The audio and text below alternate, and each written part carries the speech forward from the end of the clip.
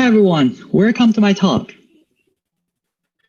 I'm currently an assistant professor with UT Austin, and my group actually actively works in the field of machine learning, computer vision, and optimization.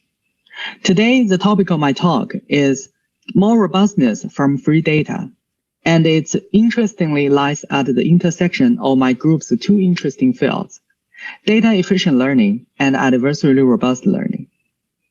Our goal is to gain as most as possible from the blue ocean of unlabeled data, which are nowadays often treated as one of the free valuable resources we could utilize to enhance our model.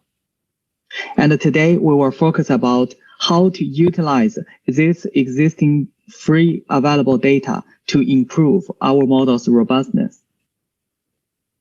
So first things first, I guess my audience here should all be familiar about unsupervised learning being one of the most powerful and promising directions in current machine learning and computer vision.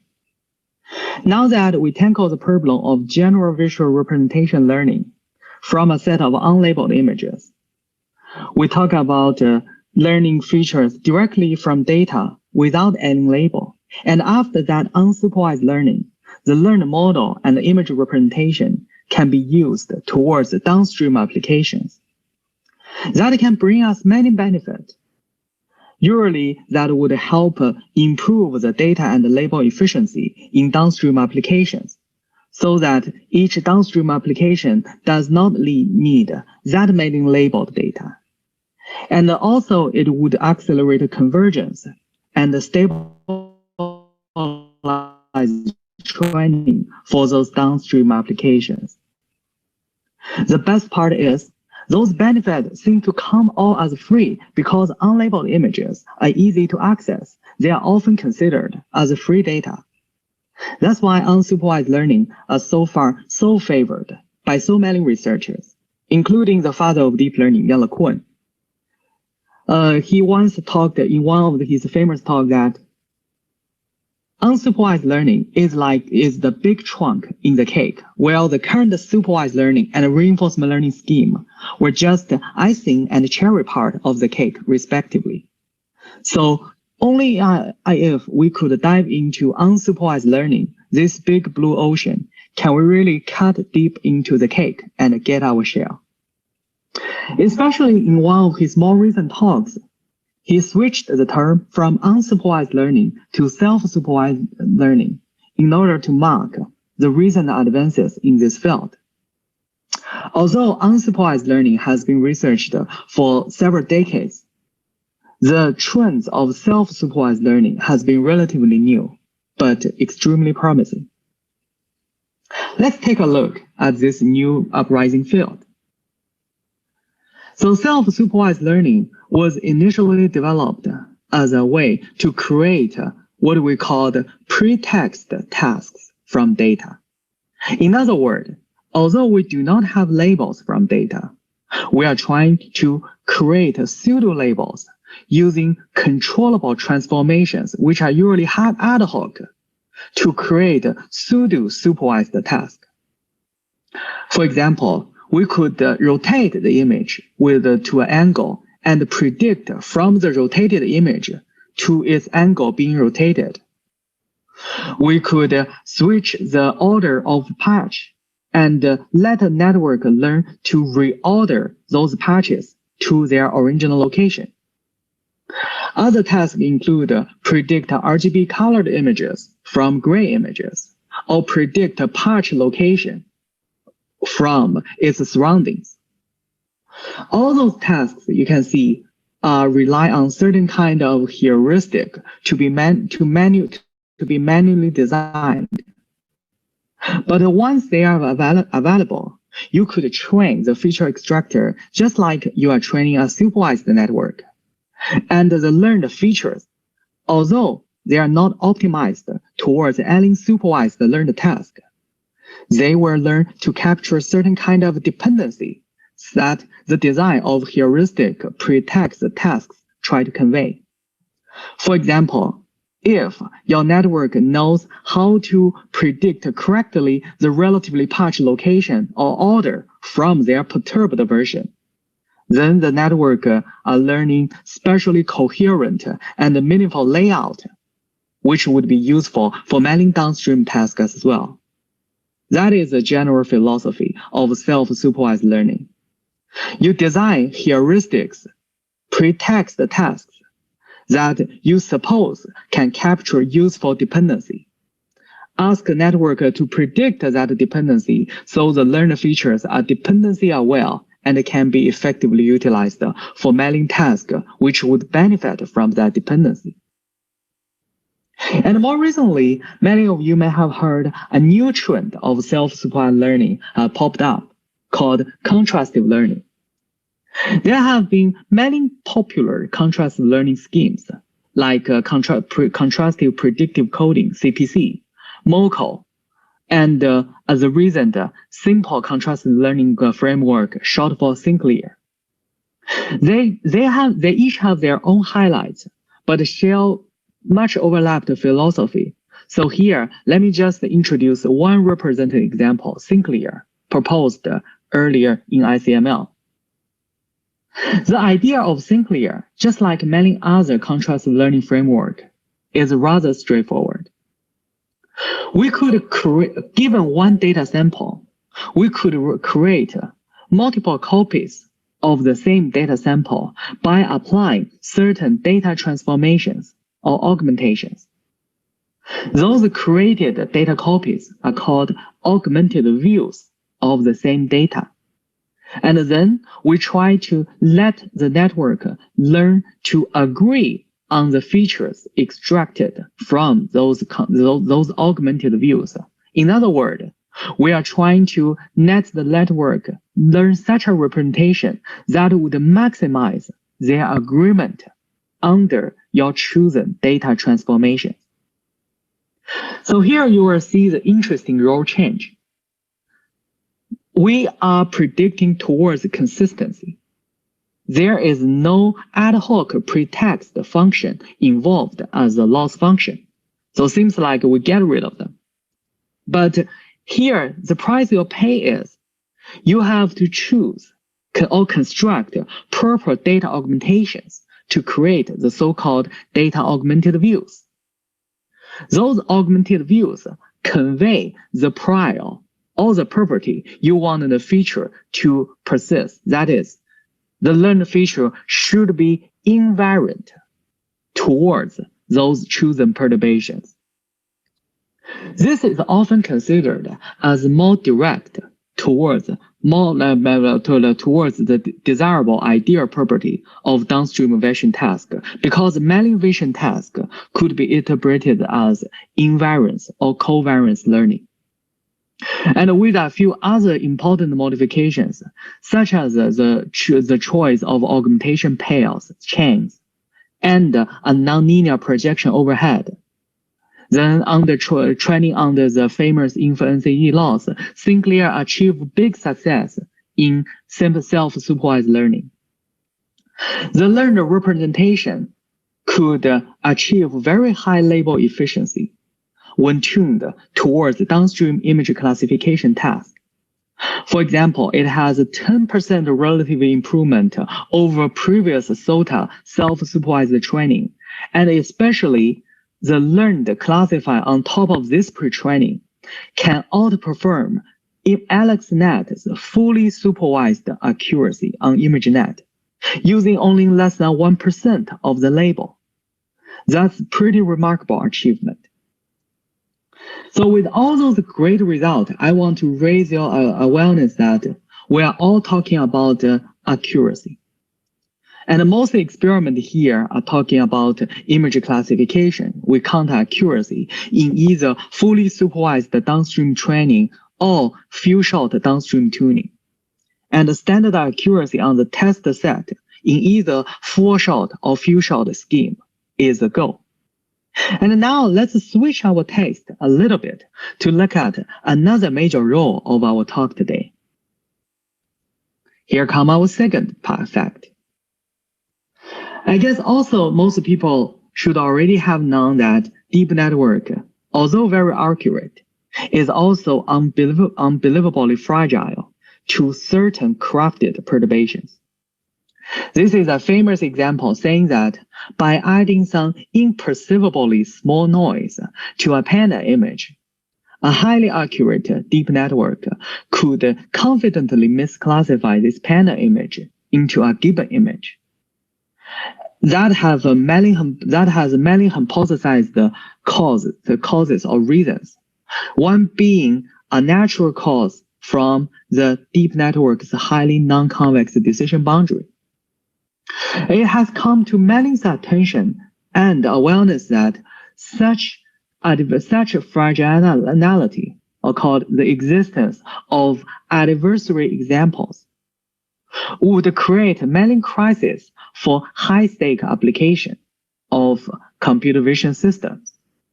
And even beyond the computer vision, other deep networks, speech, 3D network, or graph network suffer from the same malicious mistake as well.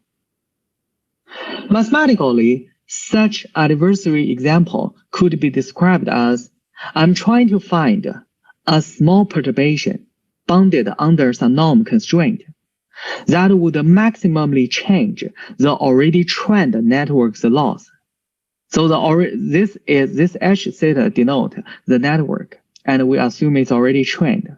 So without this perturbation, this trained network should already reach some minimum point under a loss function with regard to its predicted label y. Then with this perturbation, my loss will be increased, and my prediction will likely change due to this large perturbation on the loss landscape. And we have created ways to defend that adversary attack. This one is called adversary training. The way is, after we have identified such malicious small perturbation that will increase our loss, just like shown in this part, we will further adapt our weight to compensate for the added loss so that the loss can still be reduced and hopefully the accuracy can still be maintained somehow. This becomes a minimax optimization and is a foundation of the most popular defense called adversary training, which we will keep mentioning and discussing today. With those background, I hope some of you may have already realized that adversary robustness seem to arise to, or at least deeply linked with, some break of feature consistency. Since it is defined as some small or even imperceptible perturbation can change a network's output prediction largely. So conceptually say, there must be some highly non-smooth, inconsistent, or not well-learned feature representations that we could fix the feature representation to somehow remedy this fragility. Now, seeing that robustness is desirable, and we also see that unsupervised pretraining seems to help us utilize the free assert of unlabeled data within two ends, and we want to connect the two ends by asking one natural question.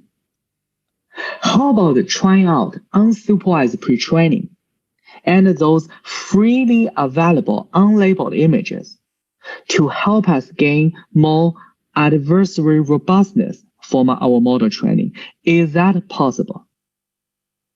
I want to raise your attention that so far most unsupervised pretraining works are working on accuracy as standard accuracy, as we explained before. And extending them to robustness were not really popular, especially when we started the work 1 year ago. So we were the same curious. Is that possible? And today I could confidently answer you. The short answer is yes. To see the long answer, today I will help, let's go through a few works together from our group. So I will first talk about pretext-based self-supervised training that help us gain adversary robustness in convolutional neural network. And we have extended the idea from pretext to contrastive to further boost its performance for a good reason that we will explain. And lastly, I will briefly mention how the ideas can be very naturally extended from convolutional network to graph neural network, GNNs. Now here we go and take a look at how the journey started. So our first work was trying to answer whether self-supervised pretraining using pretext could have any impact or benefit towards downstream tasks' adversary robustness. And our strategy is mainly to conduct a really large-scale, comprehensive, and GPU-consuming experiment set. So let me first explain you the rationale why we believe self-supervised pretraining have a chance here. So firstly, we know that deep learning faces labeling and sampling efficiency challenge. And I will tell you that that was further amplified in the adversary training case. If you consider standard training on ImageNet or other advanced vision tasks are already label hungry, then think of it 10 times, 100 times worse in adversary training. Previous work, many theoretical works, have already implied that the sample complexity of learning an adversely robust model will be significantly higher than learning a standard image classifier. I hope that is understandable, because if you think this way, adversary robustness is a try to make up for the worst case input. So even there exists just one input that would perturb my loss a lot, then my robustness is weak, because I assume a malicious attacker would always be able to find that attack. However, the same mistake, the same really bad mistake, would have been diluted in standard training, because in standard training, we talk about average case, we talk about empirical risk minimization. And even there is one really such bad outlier, it will have been averaged by others and not a big deal. So if I want my model to be adversely robust to achieve high accuracy with all of its worst possible input, it's a significantly more challenging task. And to do that, you need to see more data. Also, due to the same reason, adversary training is also more costly and usually take several times more training epochs than standard training. And now think that pre-training has already been a standard and a highly useful tool for label and data efficient training. We all know that. If you don't want to train everything from scratch, download a pre-trained model and keep tuning that. That's almost the standard paradigm for both computer vision and NLP. That saves us the training epochs, that saves us the labels needed for downstream tasks. Now we are facing an even more challenging scenario, adversary training, which is more label costly and more expensive and taking more epochs. So connecting those dots, let's ask together whether it is possible that pre-trained models in any appropriate way could also play a similar helpful role for adversary training as they have already played for standard training. Can they make our fine-tuning for downstream tasks more efficient, for saving more epochs, more data efficient, and perhaps even better performance? That was our rationale and how our curiosity arose. With that curiosity, we have designed our experimental model framework. We have selected 3 different kinds of self-supervised tasks. that was intentionally chosen to be diverse. The first one is called selfie. It's a task that generalizes the concept of masked language modeling to continuous data such as images. Given masked out patches in an input image, Selfie will learn to select the correct patch from a candidate pool. Among other distractors, it aims to select the most appropriate one that can be put back with those intentionally blank holes. In this way, apparently, it tries to learn some visual token level consistency on the patch level. It's just like the same pre-training task of BERT called masked language modeling.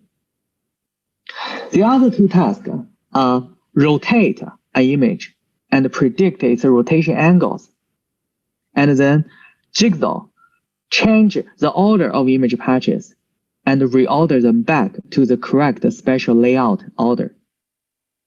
Those tasks, all three tasks have been highly popular and successful in self-supervised pre-training for standard training tasks. And now we borrow them here. We will try either of them individually, and we'll also try their ensemble versions. We choose a ResNet 50 as the backbone and conducted experiments on CIFAR10 and ImageNet, a subset of ImageNet. Then we play with many different variations on pre-training and fine-tuning. Now that we have selected 3 self-supervised learning tasks, we treat them as a pre-training task, and our CIFAR10 or ImageNet provide the downstream task. Here we start the interplay between pre-training, fine-tuning, and adversary training. Specifically, we care about 2 subject comparisons. First, when I use self-supervised pre-training to pre-train my feature backbone, should I use standard training or adversary training? Note that previously there has been no work defining adversary training in self-supervised case. We defined that for the first time because all those self-supervised laws are differentiable, so you can define a loss to maximally perturb their loss as well. So that's become an attack to those self-supervised losses and give us adversary self-supervised pre-training. Then after this pre-training has done, for the fine-tuning stage to fit ImageNet or CIFAR10 classification, should that part be standard or adversary? And we care about 2 aspects of the result. First, we care about the downstream performance. Second, we care about its 2 aspects. First, its standard accuracy on a benign test set. Second, its adversary robustness, measured as the test accuracy on an adversarially attacked test set. Those 2 can be considered as the average case and worst case performance of the same model empirically on real-world images. So now introduced our setting, we should have shifted to experiment. But due to the time limit, let me skip the detailed numbers and try to pass the main message to you. You're welcome to check our paper for the full numbers, because we really have measured a lot of numbers, and thanks to our collaborators' GPU support, we are able to complete many experiments, almost all we want. Summarizing from all the experiment combinations, here you go my point. The first thing we find is, if you could do adversary pre-training using self-supervised loss plus its own adversary attack, leading to what we call robust pre-trained models. Then on top of the robust pre-trained models, continue to do adversary fine-tuning. You use pre-training, use fine-tuning, and both has adversary training portion in that. That will give you the most powerful model. Our best pre-trained model from one of the 3 supervised tasks, which is the selfie here, that patch prediction task, can lead to a large robust accuracy gain and also a quite good standard accuracy gain on CIFAR 10 when continue to be adversarially fine-tuned, compared with the strongest adversary training baseline without adding pre-training. So this gain arises from nothing other than pre-training. I also need to clarify that here we only use the original dataset's own data for unsupervised pre-training without referring to external data to ensure fair comparison with the fully supervised adversary training baseline. In our paper, you will also be able to find if we include more web-scale data into unsupervised pre-training, our result just keep improving. But here, we are doing fair comparison, where our method use no more data compared to end-to-end training. So the best combination is robust pre-training plus robust fine-tuning, and even only perform standard fine-tuning. As long as you have a robust pre-trained model, you can still gain the robust fine-tuned model. So the conclusion is somehow you can still inherit the robustness in the pre-training stage over downstream. And because for pre-training, you can only do that once, a pre-trained model can be reused. Then, although adversary robust pre-training would cost more than standard pre-training, this cost is tolerable because it would be diluted by mailing reuse towards downstream, hopefully. So that's the first part of my message. The second part of my message is, after studying all possible combination between adversary pre-train, adversary fine-tune, adversary pre-train, standard fine-tune, standard pre-train, adversary fine-tune, and the baseline, standard both pre-train and fine-tune, we find that the adversary pre-training in the mainly contribute to speeding up the fine-tuning stage. Just like a standard pre-training, it saves your epochs and sometimes save you labeled data in downstream. But meanwhile, the adversary fine-tuning still contribute the main portion of robustness improvement. They work together. Putting adversary in pre-training speed up the follow-ups. But on top of that, putting adversary in fine-tuning in getting the final high numbers. Although the pre-training part also contribute to a minor portion, they seem to have each of their own assignment clearly. The last part of our message is, previously we already see using each single supervised task and the best one could lead to very encouraging performance gains. And we further show that if you ensemble those self-supervised tasks during pre-training in a proper way, here we introduce a diversity promoting ensemble which will encourage you to use more of them rather than less. You would be able to see the pre-training can leverage the complementary strengths of different self-supervised tasks. That was experimentally shown by our observations that different pre-trained models by different self-supervised tasks have different adversary vulnerability, so they are indeed complementary to each other. And as that ensemble also contributes notably. On CIFAR 10, it will lead to immediately another improvement of 3.59, that's a large one, on the robustness, while maintaining a slightly higher standard accuracy. And we combined ensemble and our previous best result together. It will establish the then new record high result in the regime of adversary training for the same setting. A standard accuracy as high as 86% and the robustness as high as 55%. That was a record at the time of our paper's publication. And we also verify that the robustness learned from self-supervised learning is very generalizable to different kinds of unseen attacks during testing. A benefit we also expect from self-supervised pretraining. So here we have tried a dataset called ImageNet-C with different kind of, actually 19 different kind of digital manipulations, malicious manipulation of image, and all the self-supervised pretrained model together with adversary pretraining could give you performance gains compared to vanilla baseline. And because we do never use any extra data, those gains almost come for free, except a bit more training cost at the pre-training stage, which could be diluted. All right, so that concludes the first part of my work.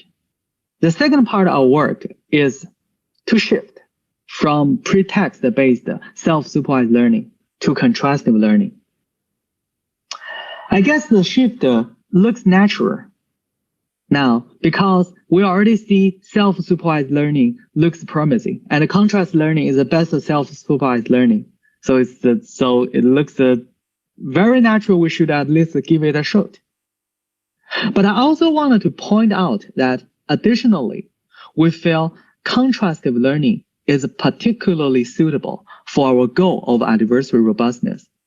Because as I already explained previously, that adversary robustness could be viewed as a lack of feature invariance. Because the cause of adversary robustness is that some small imperceptible input perturbations in the pixel domain could change the output largely and therefore predict the labels. So we need to fix that. One way is to boost stronger feature consistency. And contrastive learning is designed to learn feature consistency from representations on the differently augmented views. That seems to fit our goal nicely. So we are aiming to improve robustness as well self-supervised pretraining by injecting contrastive learning. And in our work, we have tried also both fully supervised fine-tuning and semi-supervised training schemes. As recent works from the Sinclair authors also suggested, contrastive learning seemed to be particularly good at semi-supervised learning. And our result reconfirm this statement in the adversary training setting. So let's look at the result. It's actually pretty straightforward. On the leftmost is an illustration of Sinclair method. Two augmented views going through feature extractor, shared weight, then going through nonlinear projector and to info NCE loss. On the right, we just tried 3 different variants on where we should inject the adversary attacks. The first version, we have tried to adversely attack both augmented views after applying standard augmentations in Sinclair.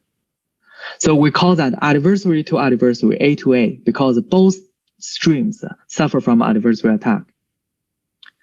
Next option is we try, what if we just add the adversary attack to one stream while keeping the other stream benign? Just use the standard. So this one will go with only standard augmentation Sinclair. This one is a Sinclair augmentation plus adversary perturbation. Our last one is a mixture of them. We will keep 2 contrasting streams. The first stream is on the standard augmentation, just like Sinclair. And the second one will be Sinclair followed by adversary perturbations. And eventually, we add the 2 consistent loss together. We empirically verify all those variations and find that the last option is consistently better. We call it a dual stream because we have both standard stream and adversary stream. It's consistently better because it's a balance between learning generalizable low-level features and learning robust features. Each stream have their impact on the final features learned. So with this best configuration, dual stream, short for DS, let's look at our main result. So on fully supervised fine-tuning means that just pre-training on the CIFAR-10 dataset and then using all the labels on CIFAR-10 to tune towards the classification goal. Our result consistently yield the better result than both standard random initialization and also our own previous result using Selfie pre-training in our CVPR paper. You can see that both standard test accuracy and robust accuracy are 2-3% higher than previous best result on both CIFAR-10 and 100.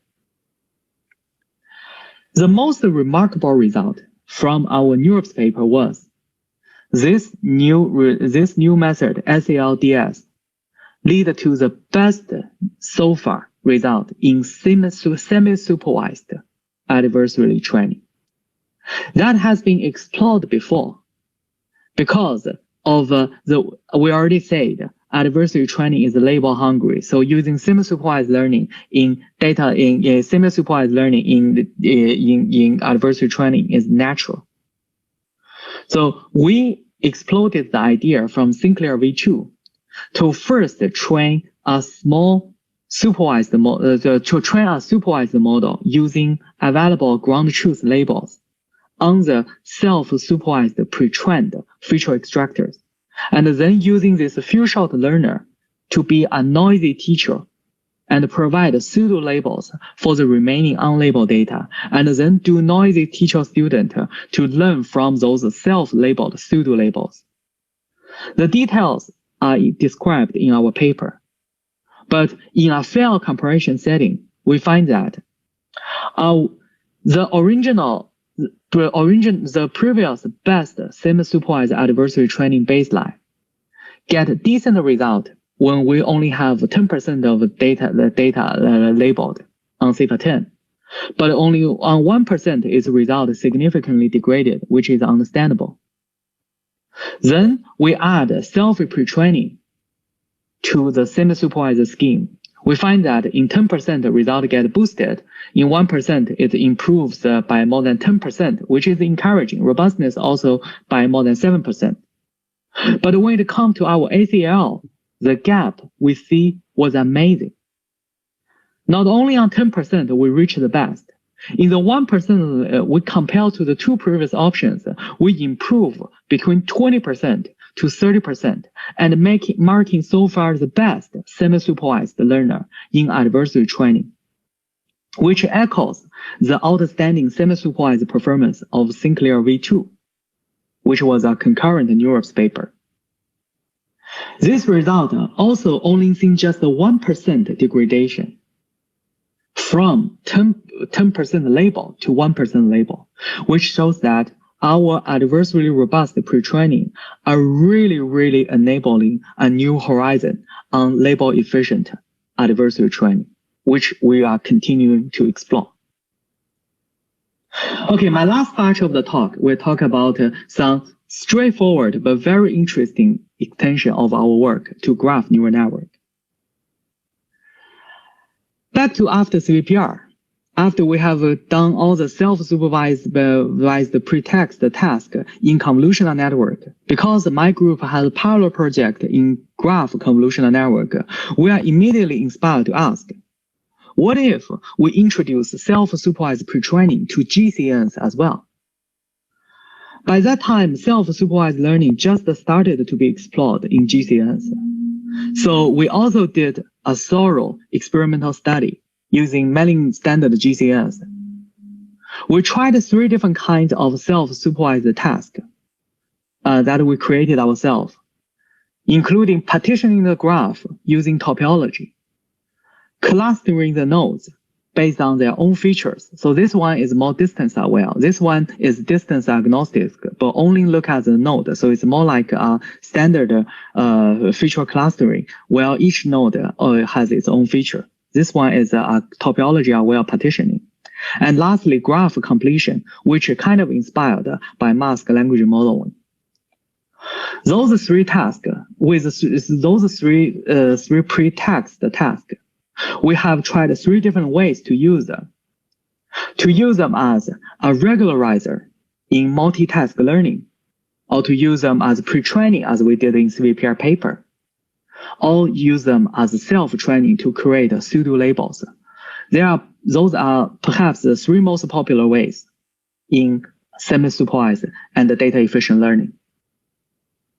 So those are highly meaningful for graph convolutional network because GCN tasks are predominantly semi-supervised. Our initial hope was it would be great if we could see self-supervised learning just easily work as it worked in CNN case.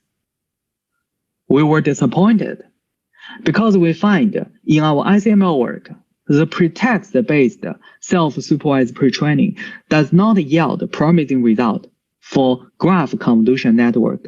But fortunately, we find self-supervision when designed to be a regularizer in training deep network, graph neural network. They seem to be very effective, and we get some state-of-the-art results. Our lesson and hypothesis from this part is GNNs are different from CNNs, and perhaps that's because graph neural network are handling very heterogeneous graph data compared to CNN just look at maybe natural images. So we continue to explore, and we will see those hypotheses partially verified in the next part.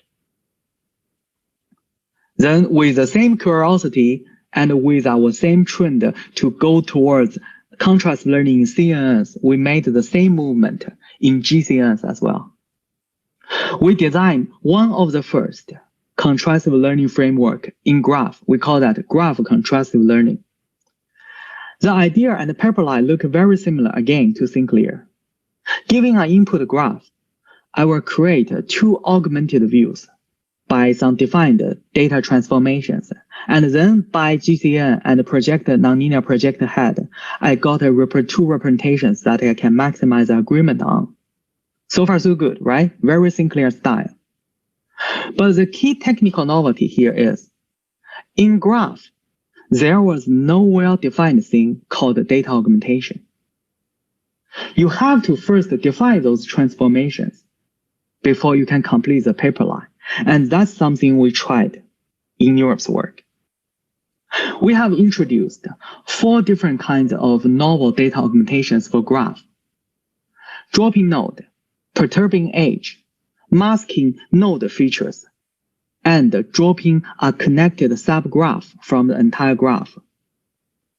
If I have to make an analogy, I could say node dropping is a bit like image downsampling because I randomly remove node from the graph, kind of uniform. Image edge perturbation is reminds me a bit of jigsaw because it changes connectivity patterns across nodes. It's like reordering special patterns or tokens in images. Attribute masking is a little bit like color jittery. And eventually, subgraph is a bit like image impacting because it drops a connected subpart from a full graph. Apparently, those augmentations are trying to verify or examine different kinds of dependency in graph data. And we indeed observe that the choice of data augmentation are crucial to the success of graph contrastive learning. With the proper choice of data augmentation, graph contrastive learning can succeed in pre-training.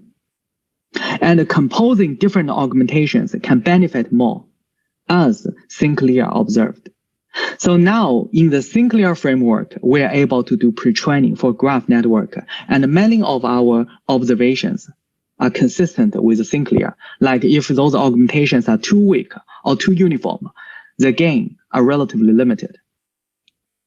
But I want to point out that the speciality of graph neural network lies in that the graph dataset are heavily heterogeneous, and therefore the combination of the right augmentation types can be highly dataset specific.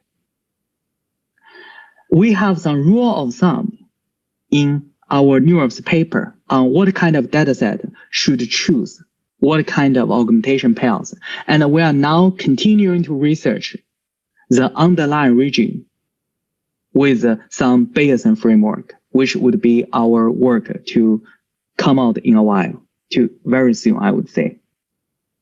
That concludes my talk today. Thank you for your patience. So all the papers I talked about, including their codes and pre-trained models, are fully available in my group's GitHub. You're welcome to take a look, and if you get any questions, I'm here ready to answer your question and also ready to address any concerns by email or any other follow-up. Thank you very much. All right. Professor Wang already told me that unfortunately he cannot attend the live Q&A session. He welcomed the live audience to directly contact him if you have any other questions. So in the schedule, we are scheduled to have a short coffee break. And the initially scheduled talk by Professor Xiaodan Liang has been canceled because she has some personal matters to deal with, so she cannot make it to the talk. So we will resume the workshop at 4:30 p.m. Pacific time for our last talk, conducted by Professor Kim Hee Lee from National University of Singapore. Thank you. So can I ask you a question? Yes. Will Dr. Lee be here for questions, or is it just going to be playing his video? You mean Professor Kim Hee Lee? Yes. He hasn't confirmed that he will attend or not. So I'm actually not sure. But I specifically allocate his time slot that's convenient for his time zone. Okay. Thank you. So I cannot really confirm with you right now.